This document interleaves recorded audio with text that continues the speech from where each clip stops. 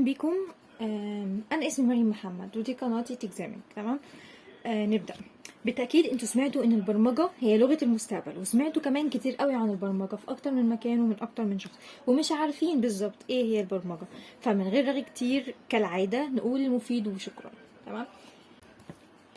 هنتطرق لكذا حاجه. اول حاجه هنبدا بيها الواتس بروجرامينج، ايه هي البرمجه، واي ليرن بروجرامينج، ليه محتاجين نتعلم البرمجه، وهاو تو ليرن بروجرامينج، احنا عرفنا ليه محتاجين نتعلم البرمجه، هنعرف ازاي نتعلمها. تمام. وتشوزنج بروجرامينج لانجويج، بما ان حاجه اساسيه في البرمجه البروجرامينج لانجويج لغه البرمجه، فاحنا محتاجين نحدد ازاي نختار لغه البرمجه. وهنتكلم عن البوبولار بروجرامينج لانجويج، اللغات الشائعه حاليا في الوقت الحالي، احنا في 2024. وlearning resources، هنتكلم عن مصادر ازاي تتعلم منها البرمجة وتبدأ منها. وفي الاخر questions and answers، انا هستنى منكم اسئلة وعلى قد ما اقدر هجاوب عليها، وبعد كده نقفل البرزنتيشن ويبقى thank you ونخلصنا. تمام. نبدأ كده على بركة الله. بسم الله. اول حاجة نتطرق فيها الواتس بروجرامينج معايا. ايه هي البرمجة؟ البرمجة ليها تعريف نظري. الديفينيشن بتاعها بيقول لي ان الديفينيشن البروجرامينج is the process of designing and creating sets of instructions that enable computers to perform specific tasks. يعني بشكل نظري ان انت بتعمل شوية تعليمات او اوامر تخلي جهاز الكمبيوتر ينفذ الاوامر ديت. التعليمات ديت بتبقى ايه؟ التعليمات دي بنعملها بالبروجرامينج لانجويج، بلغة البرمجة. فممكن تبقى التعليمات ديت حسابات بسيطة، ممكن تبقى خوارزميات معقدة. فبشكل عام تعريف البرمجة ان هي بتخلينا نقدر نتواصل مع اجهزة الكمبيوتر. اجهزة الكمبيوتر دي بشكل يعني عام، يعني اي جهاز عندي او اي حاجة فيزيكال، كمبيوتر، موبايل، سيرفر، الحاجات دي. تمام. بتخلينا ازاي نقدر نتواصل معاها، وبتخلينا نعمل اللي احنا عايزينه وكان مطلوب مننا نعمله، بس من غير ما احنا اللي نعمله. معايا؟ يعني احنا عايزين نعمل حاجة، عايزين نعمل مهمة كان مطلوب ان احنا اللي نعملها كبني ادمين او كبشر، بس احنا من غير ما نعملها هنخلي الكمبيوتر هو اللي يعملها واحنا نعمل حاجات تانية. معايا؟ طيب. مثال بسيط، انا دلوقتي عندي الهيد شيف بتاعي رئيس الطباخين، عنده عايز يعمل سلطة، بس مش هو اللي عايز يعمل، هو عايز يعمل حاجة تانية من المنيو غير السلطة، بس السلطة لازم تتعمل لانها ضروري. فهيكلم المساعد بتاعه، مساعد الشيف، فهيقول له اعمل السلطه.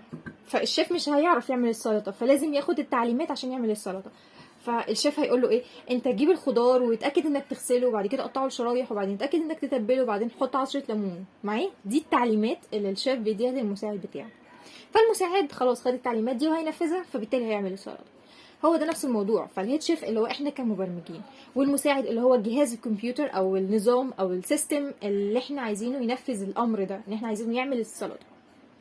فالسلطه عمليه مكرره، يعني مهمه متكرره، احنا محتاجينها في كل منيو، احنا محتاجينها في كل وصفه. تمام. لازم يبقى في سلطه وجنبها اللي هو الطبق الرئيسي، فالطبق الرئيسي الشيف هيعمله، وهنخلي النظام او المساعد بتاعنا هو اللي يعمل السلطه. معايا؟ بس فالموضوع بسيط، الشيف هيديله التعليمات والمساعد بتاعه هيعمل بناء على التعليمات دي. فلو التعليمات صح السلطه تطلع مضمونه، لو التعليمات غلط السلطه تطلع مش حلوه، هتبقى بايظه مثلا او طعمها مش حلو وهكذا. فانت كمبرمج اهم حاجه ان انت تدي التعليمات بطريقه المساعد يفهمها وبطريقه مظبوطه وصحيحه. فكده احنا فهمنا يعني ايه برمجه، معناها بشكل نظري وبشكل عام، يعني بيني وبينك كده. تمام. تاني حاجة مهمة عشان نعرف البرمجة الامبورتانس. تمام. البرمجة اكيد مهمة معايا، فهي مهمة بدليل ايه؟ بدليل ان حضرتك دخلت على اليوتيوب عشان تدور على معلومات عن البرمجة ووصلت للفيديو ده ومتابع معايا لغاية الدقيقة ديت، ده لانك سمعت عن البرمجة في اكتر من مكان ومن اكتر من شخص. ده معناه ان هي منتشرة على نطاق واسع جدا، فده يدل على اهميتها. بس ما علينا، على العموم هي البرمجة مهمة، وعشان نتطرق هي مهمة ليه، ففي كذا سبب لأهمية البرمجة ان هي تبقى دليل قصادك يعرفك ان البرمجة مهمة. اول سبب عندي الاوتوميشن اند efficiency. تمام. يعني بص يا سيدي، هو نفرض دلوقتي ان انا عندي مهمات متكررة، يعني بتتكرر كتير، زي موضوع السلطة في المثال اللي من شوية ده. الشيف المفروض انه بيعمل سلطه وبيعمل جنبها الميني اللي هو الطبق الرئيسي، فعشان السلطه تتعمل كل شويه فهيخلي المساعد بتاعه هو اللي يعمل السلطه، فهو هيفضى للطبق الرئيسي، هيقلل الوقت ويعرف يعمله ومش هيحتاج فيها اي ازعاج. يعني مش هيعمل السلطه ويعمل الطبق الرئيسي، لا ده هيعمل الطبق الرئيسي وبس، والسلطه بقى المساعد يعملها كل شويه، النظام نخليه هو اللي يعملها كل شويه. فدي معناها المهمه المتكرره، احنا نقدر ما نخليش البشر هم اللي يعملوها، فنخلي النظام بتاعنا او الكمبيوتر هو اللي ينفذ المهمه ديت. ودوت هيخلينا نعمل ايه؟ هيخلينا اول حاجه ان احنا نقلل الاخطاء البشريه، لانه طبيعي الانسان خطاء فهتظهر اخطاء، فدي هيقلل الاخطاء البشريه. النظام بيمشي على ستيبس وهينفذ عن طريق الستيبس دي وخلاص. لو الحاجه طلعت مش مظبوطه يبقى ده بناء على التعليمات اللي انت حاططها ان انت كمبرمج مديها له، انما لو انت مديله تعليمات مظبوطه هيطلع الحاجه اللي انت عايزها، المهمه اللي انت عايزها تتنفذ بطريقه مظبوطه زي ما انت عايزها. تاني حاجه هيزود الكفاءه والانتاجيه، فخد بالك الموضوع بتاع الكفاءه والانتاجيه وانه يقلل الاخطاء البشريه وان ينفذ المهمات اللي هي المتكرره دي مهمه جدا جدا في مجال التصنيع والخدمات اللوجستيه والتمويل كمان. يعني هتلاقيها مهمه جدا في المصانع. انت دلوقتي انت المفروض ان انت تنتج عربيات او تنتج قلم، انت هتقعد انت كبني ادم تقعد تاخد نفس التصميم وتقعد تنفذ نفس الحاجه عشان تطلع القلم في الاخر. انت ما بتعملش قلم واحد، انت بتعمل عشرات الاقلام، انت بتعمل عشرات العربيات. فلازم يكون في نظام انت مدخله تعليمات معينه ينفذ اللي انت عامله زيه بالظبط. طيب تاني حاجه الانوفيشن اند تكنولوجي ادفانسمنت، الابتكار والتقدم التكنولوجي. يعني حاجه زي الاي اي الارتفيشال انتليجنس والماشين ليرنينج، الاتنين دول يعتبروا ابتكارات تكنولوجيه انت بتسمع عنهم دلوقتي برضو. فالحاجات دي بتعتمد على البرمجه بشكل كبير، لان المبرمجين بيعملوا برامج وخوارزميات بتخدم الموضوع ده. فانت كده انت كمبرمج انت ماشي مع التقدم التكنولوجي. تالت حاجة الديجيتال ترانسفورميشن، التحويل الرقمي.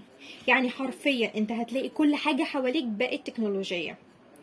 الشركات من جميع القطاعات بتدخل التكنولوجيا في العمليات بتاعة التصنيع بتاعتها، فهتلاقي التقدم التكنولوجي مهم برضو في من البرمجة. رابع حاجة البروبلم سولفينج اند كرياتيفيتي، حل المشكلات والإبداع. يعني البرمجة انت لما تبقى مبرمج البرمجة نفسها هتزود عندك كمبرمج انك تفكر بشكل منطقي، وكمان هتخليك تبدع ان انت تطلع افكار بره الصندوق. ليه؟ لانك بتتعود انك تقسم المشكلات المعقدة بتاعتك لاجزاء اصغر فاصغر، فبالتالي بتقدر تتحكم فيها لغاية ما تلاقي لها حل، وده من خلال تعليمات برمجية. خامس حاجة او خامس سبب يخلي البرمجة مهمة الكارير opportunities، تمام؟ الفرص الوظيفية. فمن قبل ما تفتح الفيديو دوت او اي فيديو مشابه انت عارف ان البرمجة بتفتح نطاق واسع جدا من الفرص الوظيفية في تطوير البرمجيات، السوفت وير ديفلوبمنت او علوم البيانات، الداتا ساينس والامن السيبراني، السايبر سيكيورتي، وتطوير الويب اللي هو الويب ديفلوبمنت، واكتر من كذا مثال. فالطلب في سوق العمل بيزيد على المبرمجين المهرة على مستوى العالم. سادس حاجة الجلوبال كونكتيفيتي، يعني الاتصال العالمي. هي لغات البرمجة بشكل عام هي لغة عالمية، يعني مش لغة مختصرة على منطقة واحدة بس، لا دي موجودة على كافة العالم. فبالتالي دي تعتبر حاجة مشتركة بين المبرمجين، فانت بتفتح مجال للتواصل مع المبرمجين من جميع انحاء العالم والتعاون.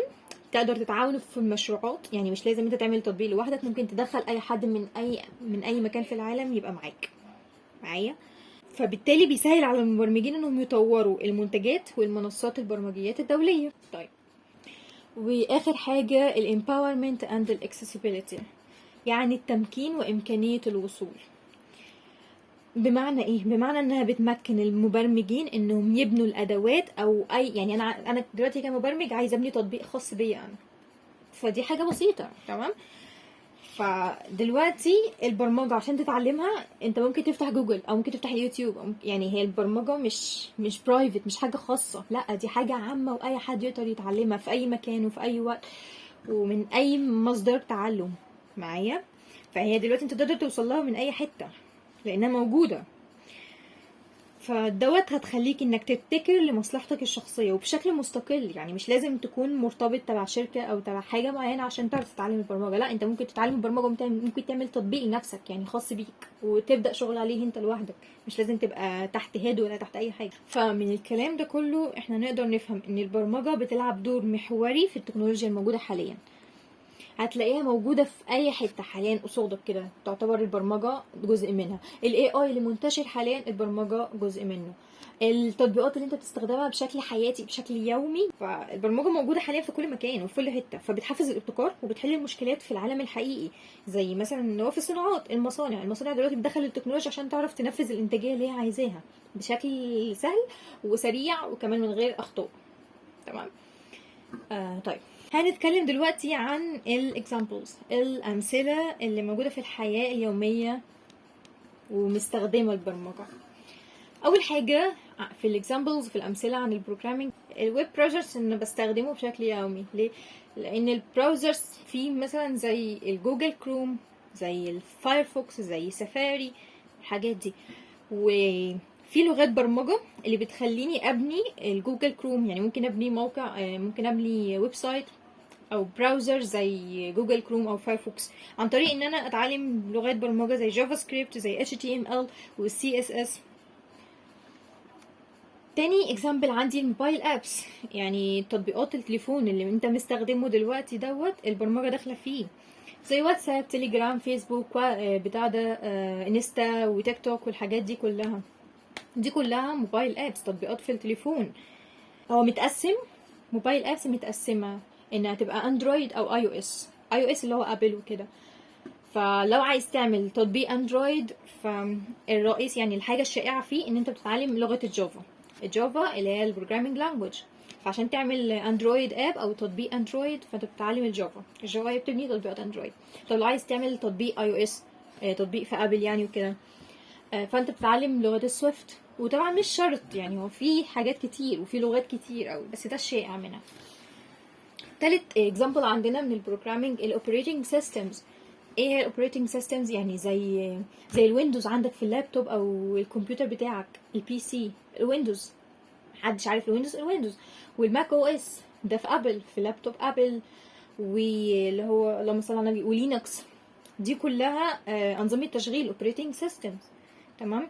وعشان تعمل اوبريتنج سيستم اللغات الشائعه منها اللي هي السي والسي بلس بلس معايا. عشان تبني اوبريتنج سيستم فانت بتتعلم السي والسي بلس بلس، وزي ما قلت في لغات برمجه كتير قوي، بس انا بتكلم عن الشائع منها. والاكزامبلز كمان اللي داخله فيها البرمجه الاي كوميرس معايا. الاي كوميرس زي ايه؟ اللي هي الويب سايت زي مثلا امازون معايا، امازون واي باي وشوبيفاي. دول كلهم بيمانج الترانزاكشنز، يعني بيديروا العمليات اللي بتحصل، والانفنتوريز اللي هي البضايع واللي هي المخازن اللي بتحط فيها الحاجات ديت اللي هي البضايع والمنتجات بتاعتكم. وكمان بيدير اليوزر اكونتس، الحسابات بتاعتي انا. عشان اخش على الامازون انا محتاجه اعمل حساب ومش عارفه ايه، وطبعا انا محتاجه سيف البضايع اللي انا هحتاجها وكده وعلى ما توصل لي والليله دي كلها. فهو بيعمل لها اداره. وكمان security بروتوكول عشان ينيبل الاونلاين شوبينج، فلازم يكون في بروتوكول امان وحمايه. انت بتدفع فلوس معايا فلازم يكون في حمايه للحاجات اللي انت بتستخدمها. طيب مثال كمان عن اللي بيخش في البروجرامينج، السوشيال ميديا معايا. السوشيال ميديا زي تويتر، زي لينكد ان، زي تيك توك، دي كلها سوشيال ميديا. والسوشيال ميديا او التطبيقات الخاصه بالسوشيال ميديا هي بتعمل ايه؟ بتهندل اليوزر انتراكشنز، يعني التفاعلات بتاعت البني ادمين اللي داخله على التطبيقات ديت، اللي هو تدوس لايك، تعمل كومنت والحاجات ديت. وكمان الريال تايم نوتيفيكيشنز، انت كل دقيقه باشعار، يعني كل ما حد يعمل لك انتراكشن على البوست بتاعك فانت لازم يبقى يوصل لك اشعار وهكذا. فالسوشيال ميديا بتعمل اداره للموضوع ده. مثال كمان على اللي داخل في البرمجه، الاونلاين بانكينج. في تطبيقات كتير قوي للبنوك. انا معايا اللي هو بي ام اونلاين دوت، بنك مصر، ده تطبيق برضو، بس دوت بيبقى اللي هو ايه، حساس شويه عن التطبيقات التانية. ليه؟ لان بيمانج اول حاجه، يعني زي باقي التطبيقات بيمانج الاكونتس الحسابات بتاعتنا. بس في حاجه مهمه في البروسيس ترانزاكشن سكيورلي، لازم العمليات اللي بيحصل فيها اللي انت بتعملها على التطبيق دوت بتبقى متأمنة او محمية. ده انا هحول لشخص مثلا فلوس او حد هيحول لي فلوس، لازم الحساب بتاعك يكون متأمن. فديت مستوى عالي قوي من الامان من التطبيقات. اونلاين بانكينج كمان بتدعم البيل بايمنت، يعني اللي هو دفع الفواتير وكده، من ضمن برضو الترانزاكشنز اللي محتاجة تتأمن. مثال كمان الستريمينج سيرفيسز. الستريمينج سيرفيسز زي ايه؟ اللهم صل على النبي، زي نتفليكس، معايا سبوتيفاي، اليوتيوب، كلهم يعتبروا تطبيقات من نوع الستريمينج سيرفيسز. فاللي هي ايه؟ ستريمينج كونتنت، يعني كل يوم بفيديو او كل يوم بحاجه. يعني انت كيوزر داخل تعمل فيديو على اليوتيوب، فدي من ضمن فيديوهات كتير، وفيديو ورا فيديو ورا فيديو، لغايه لما بقى ستريم، يعني بقى خرطوم كده، كل شويه بيتملي بفيديو، كل شويه بيتملي بكونتنت. تمام. تمام. وبرضو بيمانج اليوزر اكونتس وكده. بس برضو الستريمينج سيرفيسز، تطبيقات الستريمينج سيرفيسز بتمد اليوزرز بالبريفرنسز وبالريكومندد، يعني محتويات انت ممكن تفضلها ومحتويات انت ممكن تكون عايزها، بيقترح عليك. فالحاجات دي برضو بتبقى بيعتمدوا عليها في الستريمينج سيرفيسز ابس معايا. وبرضو اعتقد ان النتفليكس والسبوتيفاي واليوتيوب وكده بيبقى فيها برضو خدمات للدفع للبيمنتس. فدي كلها حاجات انت المفروض تاخد بالك منها لما تعمل تطبيقات خاصة مثلا من الستريمينج سيرفيسز وهكذا. مثال كمان اللي هو السمارت ديفايسز اند اي او تي، اللي هم زي ايه؟ زي الهوم اسيستنت، اللي هو اليكسا، جوجل هوم. دي برضو تطبيقات معمولة من البروجرامينج. مثال كمان زي الجيمنج انت ممكن تعمل فيديو جيم طبعا مش هيبقى على اللاب بس، ممكن تعمله على البي سي، ممكن يبقى فيه فيديو جيم على الموبايل معايا.